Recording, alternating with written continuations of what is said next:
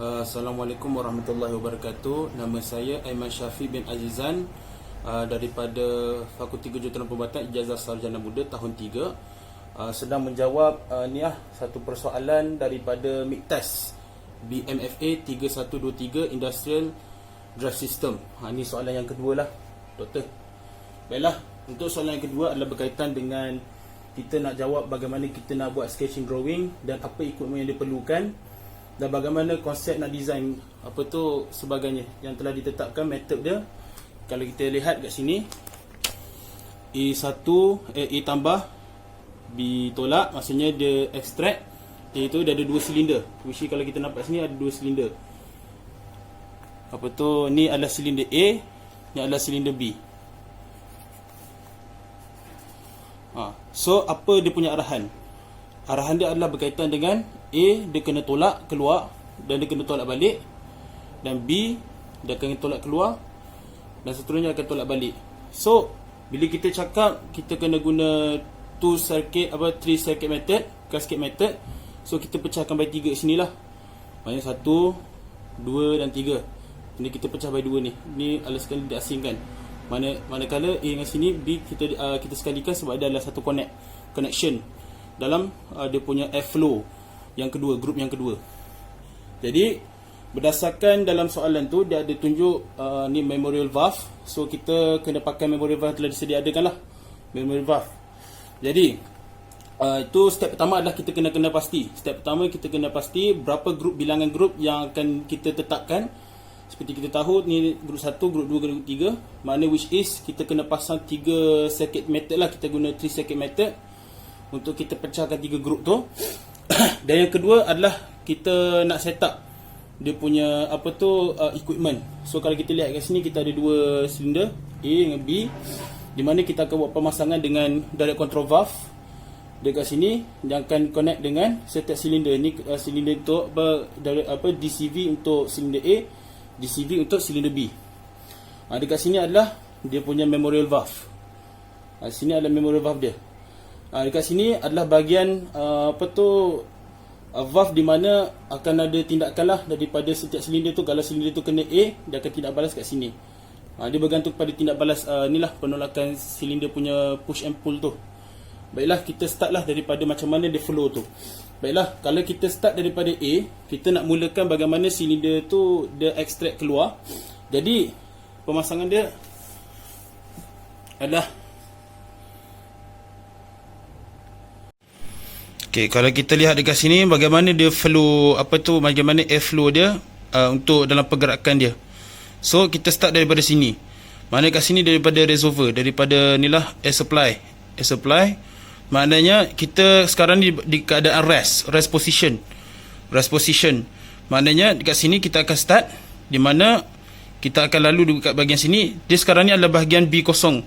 Maksudnya dia aktif, dia tolakkan. Silinder berada di keadaan rest position. So maknanya dekat sini aktif. Dia akan tolak di bahagian sini. Maknanya airflow akan lalu daripada sini. Dia akan masuk sini hingga di bahagian sini. Dia akan tolak di bahagian sini untuk buka ruang laluan airflow untuk tolak silinder A. Maksudnya silinder A akan pergi ke bahagian sini. Maknanya bila dia pergi kat A sini, dia tolak dekat bahagian sini, maka dekat situ A1 dia aktif. Dia akan tolak A sini. Maknanya dia akan bagi ruang flow, airflow lah. Maknanya airflow akan pergi tolak sini. Dia akan masuk ke sini. Dia akan tolak bahagian bawah sini. Maknanya kat sini dah tak aktif. Maknanya flow ni dia akan pergi sini. Dia akan daripada sini dia akan pergi sini. Airflow dia. Maknanya airflow akan still pergi ke tempat saluran airflow yang pertama lah. Dia pergi airflow pertama, lalu dia tolak bahagian dia akan tendang dekat valve sini supaya airflow tu dia akan tolak ke sini. Maknanya kat sini silinder akan restrict. Dia akan restrict. Mana airflow tu dia akan lalu pergi ke tempat kawasan tank. Dia akan pergi masuk dalam tank balik. Bila dia pergi kawasan tank, maknanya silinder dia punya silinder tu dia akan tendang dekat bahagian A0. Bila dia tendang dekat bahagian A0, maka A0 dia aktifkan dia punya flow tu. Maknanya ada laluan daripada flow. Daripada sini dia akan buka airflow tu dia akan masuk, dia akan selalu ke bahagian sini dan dia akan tendang di bahagian dia akan tendang di bahagian silinder B punya luang lah. Maknanya B tu daripada zero position, rest position daripada B kosong tu, dia akan tolak silinder, tolak, maka yang dia punya silinder hujung-hujung tu dia akan tendang kat bahagian B1. Bila dia tendang bahagian B1 tu, mana dekat sini dia inilah B+. Dia maksudnya bila B tu, dia akan jadi B+. B+. Jadi bila dia cakap B+,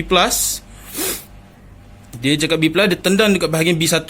Maka bila dia sampai dekat B1, dia tendang B1, maka dia akan aktifkan dia punya airflow dekat sini. Maknanya daripada reservoir tu, dia akan masuk daripada airflow yang second group, masuk flow dekat sini, which is dekat valve B1. Dia akan masuk dan dia tendang dekat bahagian memory valve dekat sini. Maknanya sini aktif, sini dah tak aktif.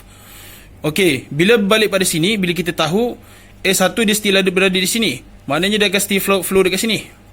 Jadi makanya dekat sini, bila dia masuk dekat sini, airflow tu, which means dia dekat sini, berada di sini, dia akan pergi dekat bahagian sini. Dia akan lalu sini, which is sinilah. Dia akan masuk sini, and then dekat airflow tu dia akan masuk di bahagian second flow lah, second dekat second group tu, dekat second group tu. Maknanya dia akan flow dekat bahagian atas hujung, dan dia akan tendang dia punya direct control valve di sini. Maka sini dah tak perlu. Maknanya kat sini silinder dia akan restrict balik. Dia akan restrict, maka di restrict tu dia akan tendang di bahagian B kosong. Dia akan berbalik, dia akan reset balik pada sedia ada. Dia akan balik sedia ada dan dia akan berulangi balik perkara yang sama sehingga kita tutup kita punya starter tu.